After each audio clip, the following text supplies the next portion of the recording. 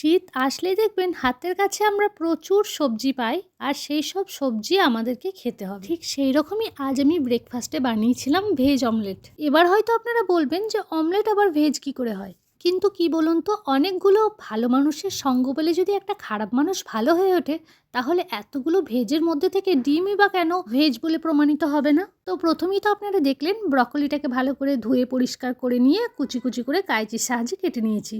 এবার গাছের কতগুলো পেঁয়াজ পাতা হয়েছিল সেটাকেও কুচি কুচি করে কেটে নিলাম। এবারে দিলাম কিছুটা পেঁয়াজ কুচি, কিছুটা ক্যাপসিকাম কুচি, আর দিয়েছি কিছুটা কাঁচা লঙ্কা কুচি। এবার পরিমাণ মতো নুন দিয়ে 1 চিমটি মতো হলুদ দিয়েছি, আর দিয়েছি 3টে ডিম।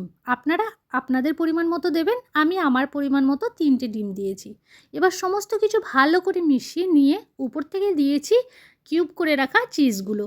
আবারও ভালো করে মিশিয়ে নিয়ে কিছুটা চিলি ফ্লেক্স দিয়েছি। এবার তাওয়াতে তেল দিয়ে তেল গরম হয়ে আসলে পুরোটাই ঢেলে দিয়ে সেটাকে সমান করে চারিদিকে ভালো করে ছড়িয়ে দিয়ে গ্যাসের ফ্লেমটা সিমে রেখে একটা ঢাকা দিয়ে দিন। কিছুক্ষণ পরে ঢাকা উঠিয়ে দেখুন একদম নিচের দিকটা হয়ে গেছে।